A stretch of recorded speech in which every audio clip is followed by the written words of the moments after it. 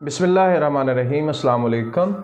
Future perfect tense के negative sentences को voice के हवाले से कैसे डील करते हैं ये आज हम पढ़ेंगे। हम देखेंगे कि एक्टिव वॉइस को पैसिव वॉइस में कैसे कन्वर्ट किया जा सकता है या पैसिव वॉइस को एक्टिव वॉइस में कैसे कन्वर्ट किया जा सकता है। तो बिल्कुल राइट कॉर्नर में हमारे वो 4 उसूल हैं जो हर टेंस से पहले हम लिखते हैं और जिनमें से 3 रूल्स ऐसे हैं जो कि तमाम पैसिव वॉइस सेंटेंसेस पे सेम है और चौथा जो है वो टेंस के हवाले से है जिसे हम टेंस स्पेसिफिक रूल कहते हैं।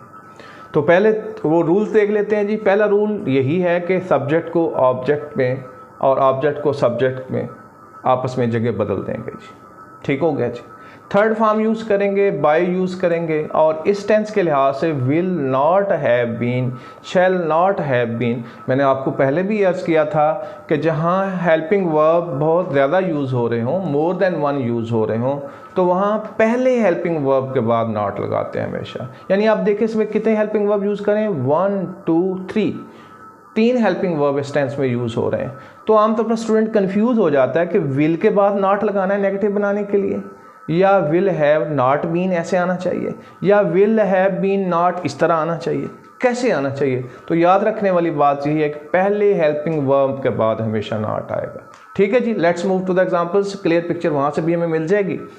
तो एग्जांपल्स में हम देखते हैं, लिखा हुआ I will not have completed my assignment by tomorrow. कल तक मेरी असाइनमेंट कंप्लीट नहीं हो चुकी होंगी। तो इसको पैसिव वॉइस में कन्वर्ट करें तो देखें, हम अगर गौर करें तो जो एक्टिव वॉइस में सब्जेक्ट है, ये वाला सब्जेक्ट था और ये ऑब्जेक्ट था, दोनों की जगह बदल दें। ये ऑब्जेक्ट आ गया और सब्जेक्ट जो है ये वाला मौजूद है। तो आप ये देखें, my assignment will not have been completed by me by tomorrow. ठीक है ना। ये 2 दफ़ा इसमें बाय इसलिए आया कि एक बाय जो है वो एडवर्ब ऑफ टाइम का है। तो एडवर्ब ऑफ टाइम को तो हम कुछ भी नहीं कहते। जो एडवर्ब्स हैं उनको हम एज इट इज़ रखते हैं, एक्टिव वॉइस में भी और पैसिव वॉइस में भी, तो वैसे रहेगा। तो लिहाजा इस बात से नहीं डर जाना कि इसमें 2 दफ़ा बाय आ गया है तो पता नहीं ये कोई हमारा आंसर ख़राब हो गया। ऐसा नहीं है जी। My assignments will not have been completed by me by tomorrow, ये बिल्कुल करेक्ट सेंटेंस है। दूसरे को देखें, she will not have finished her work by the end of the week. तो आप देखें कि her work will not have been finished by her by the end of the week. तो इसमें देख लें किस तरीके से हमने सब्जेक्ट और ऑब्जेक्ट को भी बदल दिया है। ये देखें, इसको और इसको दोनों को आपस में इंटरचेंज कर दिया है।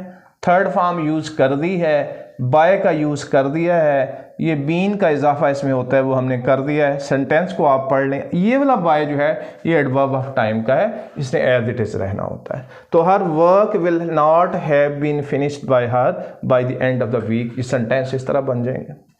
थर्ड देखें, they will not have painted the house by the time you return. जब तक आप वापस आते हैं ना तो अपना हाउस वो कंप्लीट नहीं, पेंट का काम हो रहा है, वो उसको मुकम्मल तौर पर पेंट नहीं कर चुके होंगे। तो यहाँ पे देखें, the house will not have, देखें फर्स्ट एक्सिलरी के बाद नॉट आ रहा है। सब्जेक्ट ऑब्जेक्ट की पोजीशन बदल दी गई है, थर्ड फॉर्म इसमें भी लगा दी गई है, बाय भी यूज़ कर दिया गया है।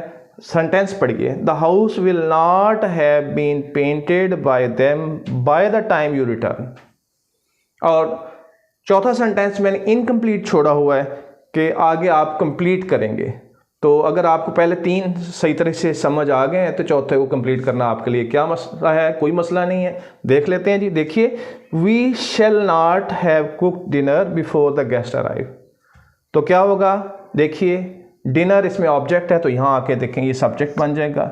Dinner will not have been cooked, आगे क्या आएगा, बाय जी। सब्जेक्ट को ऑब्जेक्ट बनाइए, इसमें सब्जेक्ट था वी, अस, बिल्कुल ठीक कहा। और बिफोर द गेस्ट अराइव, ये बिल्कुल कंप्लीट सेंटेंस हो गया।